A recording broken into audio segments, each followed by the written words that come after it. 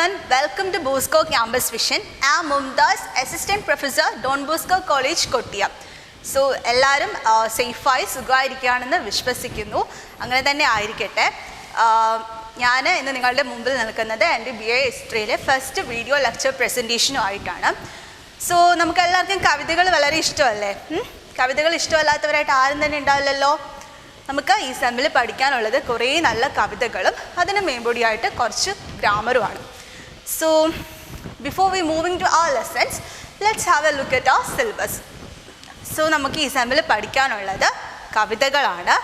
ആദ്യത്തെ module, there are 2 modules and first module contains so many poems and the second module deals with the grammar paper, okay? And the first module first part represents the Faktikal, okay? First part എന്ന് പറയുന്നത് ഫക്തികാലാണ്.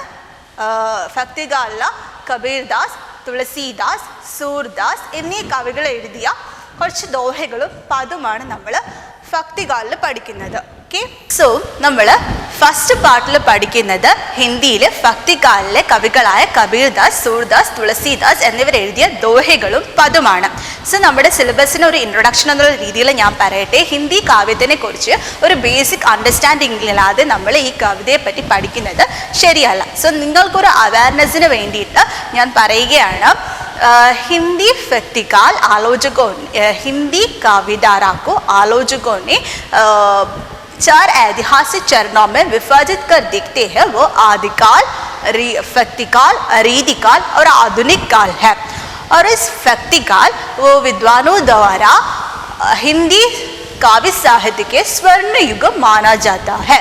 हिंदी काव्य साहित्य के स्वर्ण युग नाम से विभूषित किया जाता है.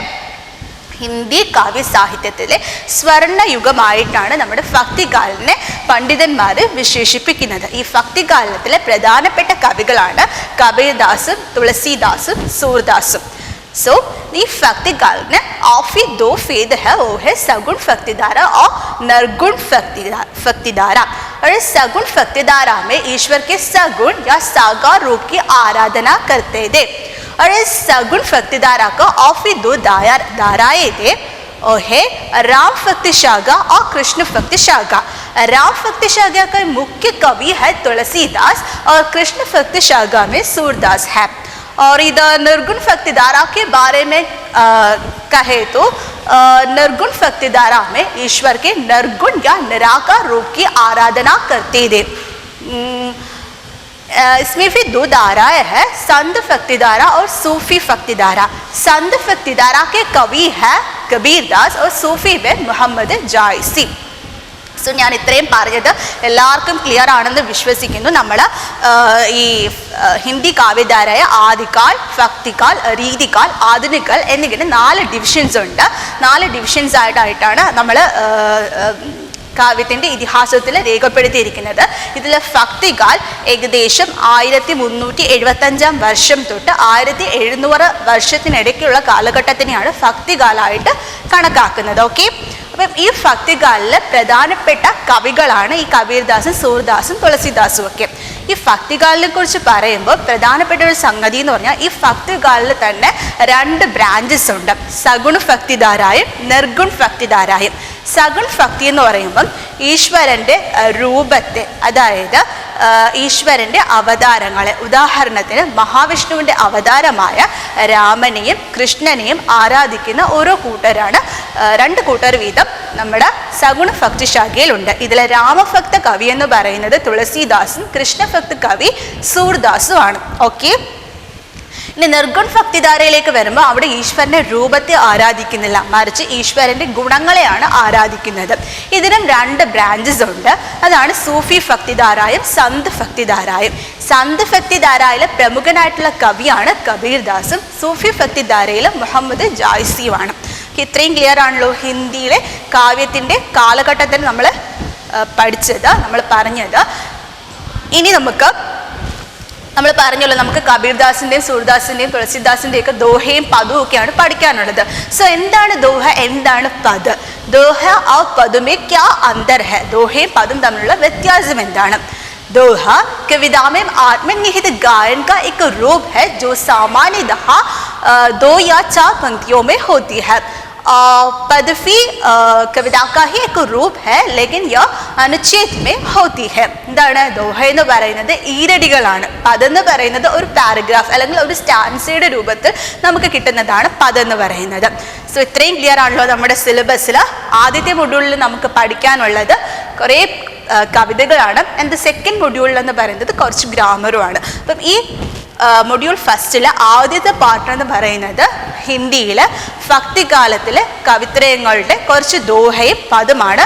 സെക്കൻഡ് പാർട്ടിൽ നമ്മൾ ആധുനിക കാലത്തിലെ കവികളുടെ കുറച്ച് നല്ല ബ്യൂട്ടിഫുൾ ആയിട്ടുള്ള പോയിംസ് ആണ് പഠിക്കുന്നത്. സോ നമ്മുടെ ഫസ്റ്റ് മൊഡ്യൂളിൽ 2 മൊഡ്യൂളാണ് നമുക്കുള്ളത്. ഫസ്റ്റ് മൊഡ്യൂളിൽ കവിതകളാണ്, സെക്കൻഡ് മൊഡ്യൂളിൽ എന്ന് പറയുമ്പോഴത്തേക്കും ഗ്രാമറാണ്. ഫസ്റ്റ് മൊഡ്യൂളിൽ ഫസ്റ്റ് പാർട്ട് ഭക്തികാലാണെങ്കിൽ അതിൻ്റെ സെക്കൻഡ് പാർട്ടിൽ നമ്മുടെ മൈഥിലി ശരൺഗുപ്ത, സുമിത്രാനന്ദ പന്ത് ഇവരെ പോലെയുള്ള കവികളുടെ വളരെ മനോഹരമായിട്ടുള്ള കവിതകളാണ്.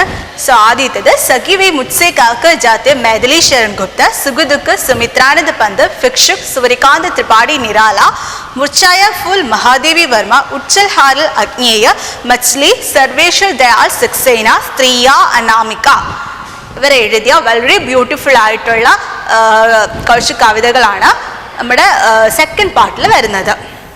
ഇപ്പം മൊഡ്യൂൾ ഫസ്റ്റ് പാർട്ട് എന്ന് പറയുന്നത് ഭക്തികാൽ, സെക്കൻഡ് പാർട്ട് ആധുനിക കാലിലെ കുറച്ച് കവിതകൾ, മൂന്നാമത്തെ പാർട്ട് എന്ന് പറയുന്നത് ലോങ് പോയിംസ് ആണ്.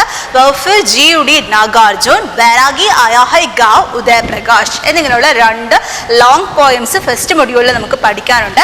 And going to second module deals with grammar. Okay, വർണ്ണ, ലിംഗ, വചൻ, കാരക്, സംജ്ഞ, സർവനാം, വിശേഷൻ, ക്രിയ, കാൽ എന്നിങ്ങനെയുള്ള കുറച്ച് സിമ്പിൾ ഗ്രാമറാണ് നമുക്ക് സെക്കൻഡ് മൊഡ്യൂളിൽ പഠിക്കാനുള്ളത്.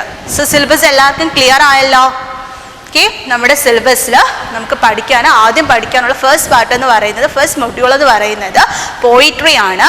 കുറേ നല്ല പോയിംസ് ആണ് ഭക്തികാലിലെയും ആധുനിക കാലിലെയും. പിന്നെ സെക്കൻഡ് പാർട്ട് എന്ന് പറയുന്നത് ഗ്രാമോ പേപ്പറാണ്. ഫസ്റ്റ് പാർട്ടിൽ ഭക്തികാല് ഹിന്ദി കാവ്യ സാഹിത്യത്തിൽ ആദികാൽ, ഭക്തികാൽ, രീതികാൽ, ആധുനിക കാൽ എന്നിങ്ങനെയുള്ള 4 പാർട്ടിൽ രണ്ടാമത്തെ കാലഘട്ടമാണ് ഭക്തികാലം എന്ന് പറയുന്നത്. അത് ഹിന്ദി കാവ്യ സാഹിത്യത്തിലെ സ്വർണ്ണയുഗം എന്ന പേരിലാണ് അതിനെ വിശേഷിപ്പിക്കുന്നത്. അത്രയും മഹത്തരമായിട്ടുള്ള കൃതികളാണ് ഭക്തികാലിൽ നമുക്ക് ലഭിക്കുന്നത്. ആൻഡ് ആധുനിക കാലിലോട്ട് വരുമ്പോൾ അത് ഏകദേശം 1900 വർഷത്തിന് ശേഷം ഇന്ന് വരെയുള്ള സാഹിത്യകൃതികൾ ആധുനിക കാലിലാണ് കണക്കാക്കപ്പെടുന്നത്. ഇതിന് തന്നെ ഒരുപാട് സബ് ഡിവിഷൻസ് ഉണ്ട്. എന്നിരുന്നാലും ഈ കൃതികളെല്ലാം പൊതുവെ ആധുനിക കാലിൻ്റെ കൂട്ടത്തിലാണ് കൂട്ടുന്നത്. ഓക്കെ, പിന്നെ അതിനുശേഷം നമുക്ക് ഗ്രാമർ. ഇങ്ങനെ 2 മൊഡ്യൂളിൽ പോയിട്രിയും ഗ്രാമറുമാണ് നമുക്ക് പഠിക്കാനുള്ളത്. സോ ഞാൻ ആദ്യം തന്നെ പറയട്ടെ, വളരെ എളുപ്പമുള്ള സെമ്മാണ്, വളരെ നമുക്ക് എൻജോയ് ചെയ്ത് പഠിക്കാൻ പറ്റുന്ന ഒരു സെമ്മാണ്. സോ എല്ലാവരും വളരെ എൻജോയ് ചെയ്ത് തന്നെ പഠിക്കുമെന്ന് പ്രതീക്ഷിക്കുന്നു. ഓക്കെ, എല്ലാവർക്കും സിലബസ് ക്ലിയർ ആയല്ലോ? നമ്മളെ ഫസ്റ്റ് മൊഡ്യൂളിൽ പോയിട്രിയാണ് പഠിക്കുന്നത്.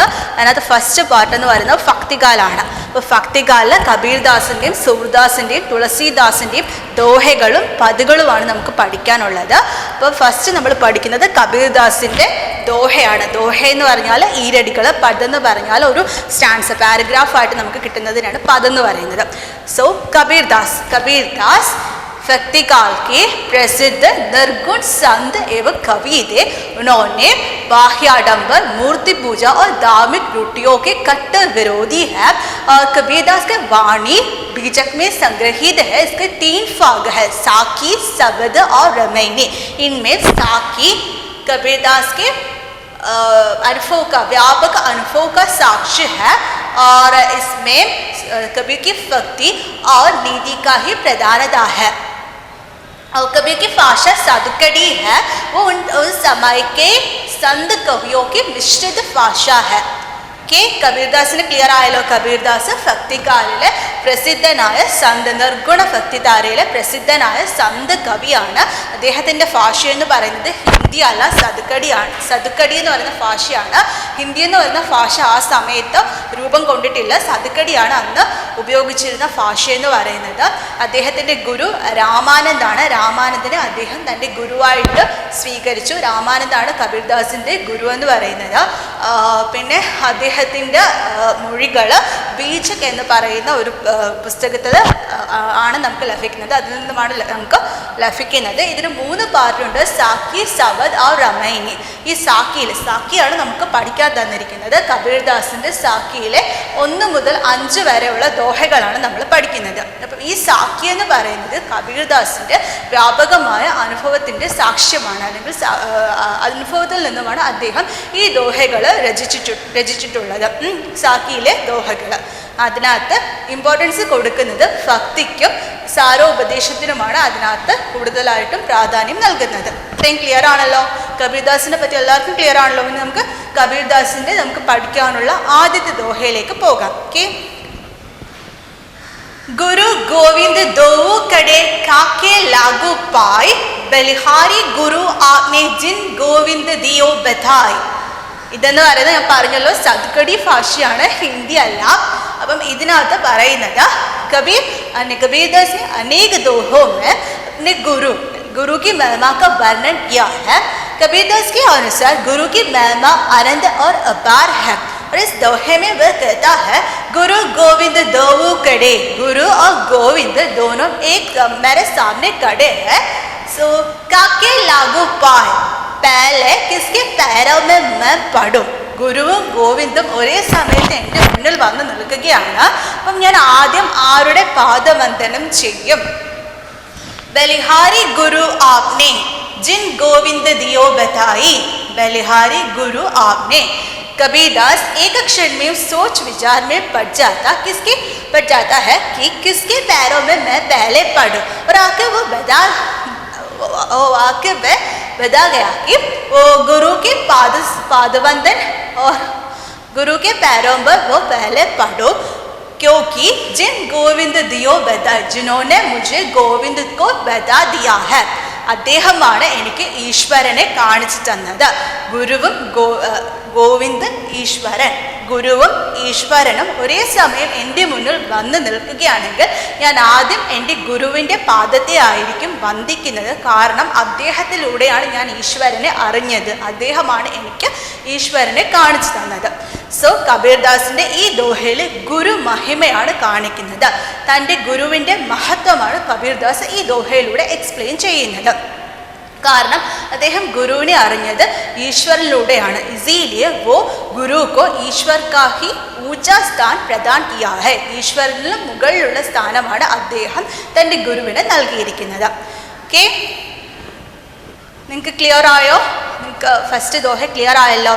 ഇനി നിങ്ങൾക്ക് ഒരു ഹോംവർക്ക് ഉണ്ട്. ആ ഹോംവർക്ക് എന്താണെന്ന് വെച്ചാൽ, നിങ്ങൾ ഫസ്റ്റ് ഞാൻ ഈ പറഞ്ഞ സിലബസ് അത്രയും വൃത്തിയായിട്ട് നീറ്റായിട്ട് ഒരു ബുക്കിൽ എഴുതി എനിക്ക് നമ്മുടെ ഗ്രൂപ്പിലേക്ക് നമ്മൾ ഓരോരുത്തരായിട്ട് അയച്ചു തരണം. അതിനുശേഷം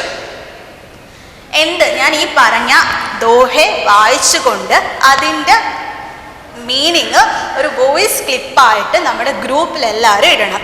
ഇങ്ങനെ ഇടുന്നവർക്കായിരിക്കും ഞാൻ അറ്റൻഡൻസ് നൽകുന്നത്. ഇങ്ങനെ ഇടാത്തവർക്കാർക്കും അറ്റൻഡൻസ് ഇല്ല. സോ നമ്മൾ ഈ കൊറോണ സമയത്ത് എങ്ങനെയെങ്കിലും നമുക്ക് സർവൈവ് ചെയ്തേ പറ്റൂ. അതുകൊണ്ട് എല്ലാവരും സഹകരിക്കുക. നമ്മൾ ആദ്യം സിലബസ് നിങ്ങൾ വൃത്തിയിൽ എഴുതുക. പിന്നെ രണ്ടാമതായിട്ട് ഈ ദോഹ വായിച്ച് അതിൻ്റെ മീനിങ് എന്താണെന്നുള്ള എക്സ്പ്ലനേഷൻ ഒരു ഓഡിയോ ക്ലിപ്പായിട്ട് നിങ്ങളെല്ലാവരും നമ്മുടെ ഗ്രൂപ്പിലേക്ക് ഇടുക. So, stay safe, stay happy. Thank you.